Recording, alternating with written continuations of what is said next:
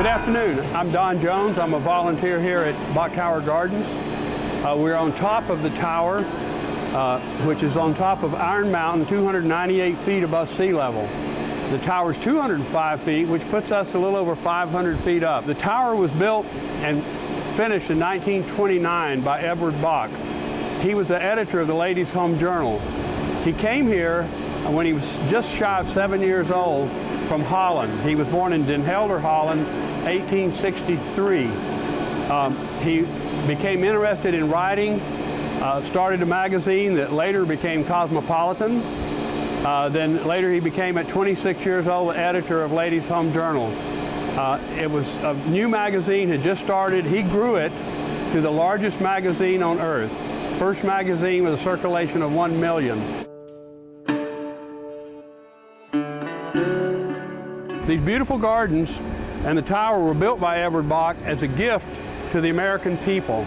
He came here as a poor immigrant and became a very wealthy man as editor of the Ladies' Home Journal, and really wanted to give something back to the American people. And so he built these gardens and this tower for people to come and visit. We have a beautiful view looking north at the horizon. You can just barely see a white building. That's the Heart of Florida Hospital. A little off to the right of that, you can see the dome at Epcot and the Marriott Hotel and some of the Disney World structures. As we move around toward the east, you can see Lake Pierce. A little bit further to the east in the distance is Lake Rosalie. Very, very few people ever get to experience this because the tower is not open to the public. The tower is only open to a few visitors, a certain membership level, or maybe a VIP guest. So normally people don't get to experience this beautiful scene that we're seeing today. Lots of orange groves out to the east.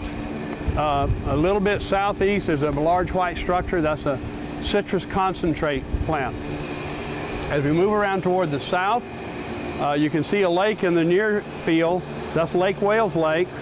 The high school building is right in front of it, and the far distance is Crooked Lake, about 20 miles away. You can see a little bit of a forest fire burning over here.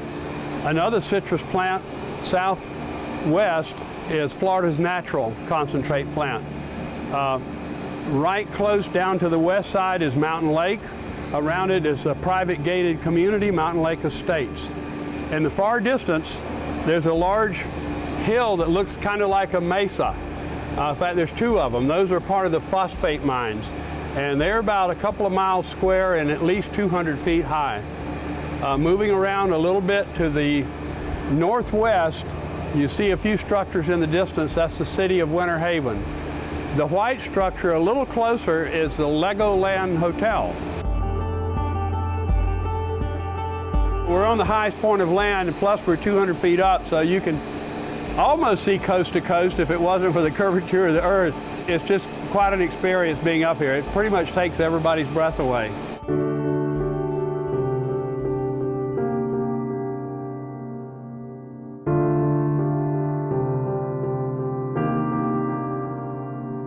So here we are in the bell chamber, up toward the top of the tower. The bell chamber is about 60 feet high and 40 feet wide. And as you can see, the bells are just above me. The largest bells are on the lower level, and as we go up, the bells get smaller.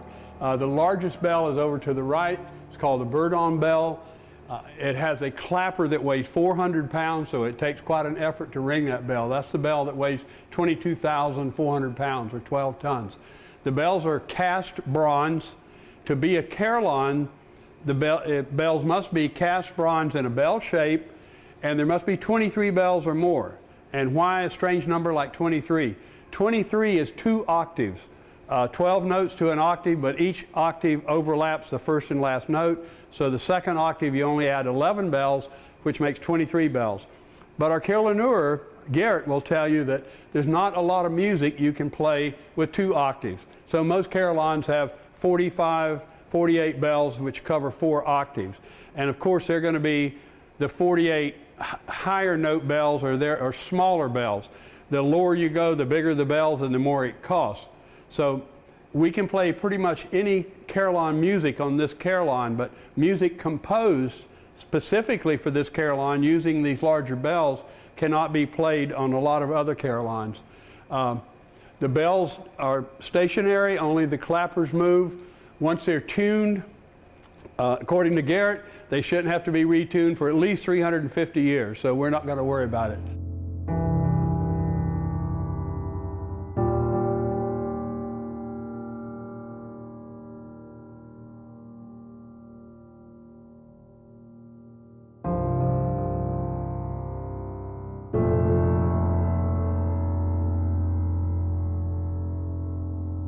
So now we're in the playing room. It's a soundproof room, obviously, because we're just under the bells. This is a keyboard where we play the carillon. It's called a clavier, French literally for keyboard. Each bell has a lever that goes through a cable up through to the bell and rings the clapper. It's laid out very similar to a piano. There's white keys down here, and here's 3s and 2s, like the black keys on a piano. The main difference in a carillon, though, to a piano is a piano, it takes the same effort to ring or play the highest note and the lowest note. But on a carillon, as you go down the scale, the bells get larger and larger, and it's harder to ring the bells. The bigger bells, you really have to push hard. The little adjusters up here is sort of like tuning a guitar. The length of the cables changes slightly with temperature. And so every time before Garrett plays, he has to retune it to make sure the clapper is just in the right position. If the clapper is too close to the bell, it'll just make a dull clank and it won't have the beautiful ring out. If the clapper is a little too far away, it won't hit the bell at all. So it has to be right on the money every time. And again, this was made by John Taylor and Company in England, and it was originally constructed for the tower in 1928. The higher bells had duplicates. Each note had 2 bells, which didn't work out so well. They couldn't get them synchronized, so they disconnected the duplicate bells. And a number of years later, they took the duplicates back to England, recast them, and added a couple of bells, so now we have 60 bells.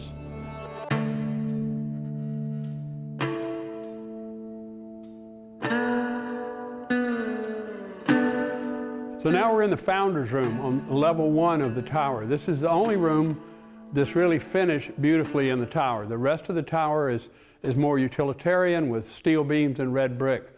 This room is finished in the same material that the outside of the tower is finished. It's a beautiful pink and gray marble from the Tate quarries north of Atlanta, Georgia. It's a very hard marble. It carves well. This marble was used in the Lincoln Memorial, the Wall Street building, and the Supreme Court building. Notice the columns. They could have been simple round columns, and that would have been easy. It looks like maybe the craftsmen were kind of showing off their craft a little bit in this room, because the columns are sculpted, all the corners are different shaped corners. It's really a beautiful piece of work. Also, notice the brownstone, which is coquina stone from St. Augustine, Florida, and the marble are all different sizes and shapes. They could have just had a fixed set of bricks and built it like red bricks, but every single piece is cut and it's a different size and a different shape. The floor I'm standing on is made out of ceramic tile by J.H. Dulles Allen from Philadelphia. It's called the Tree of Life. You can see the tree branches coming out.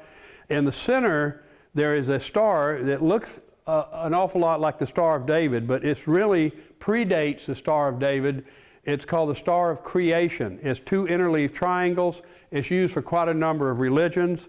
It has 6 points for the 6 days of creation, and there's a lotus blossom underneath it. In the tree, you'll see different animals and birds, and out around the edge are the oceans. And there's fish and lobsters and different animals in the oceans. This beautiful staircase was also built by J.H. Dulles Allen. It wraps around this corner and goes up to a balcony. It was built in the shops in Philadelphia and brought down here and installed. If you walk over and look closely, you can barely get a piece of paper between that staircase and the marble. That's how close it fits. A beautiful piece of work. This room was probably used just for afternoon tea or entertaining guests. No one ever actually lived here. There's a fireplace with a mantel above it. You can see carved in the mantel, make you the world a bit better or more beautiful because you've lived in it. That's what Eberbach's grandmother told him before he left Holland. And he really tried to do that throughout his life. Way up high is kind of hard to see in this room, but there's a carving in marble up there of the state of Florida with Poseidon in the oceans, and there's an alligator, and there's Bok Tower in the middle of the state of Florida. The lamps you see around were also done by Samuel Yellen. They're kind of decorative. They have little birds peeking over the edges, but what's unique about them is the material. This was in the 20s before plastic was invented. Here's a lamp I can turn on.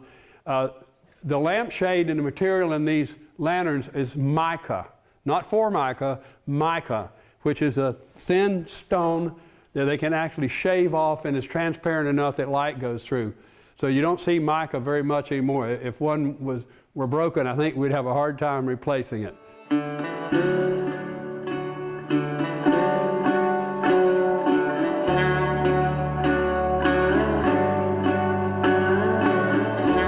Eberbach could have been quite a famous person if he'd have wanted to, but he really wanted to stay in the background.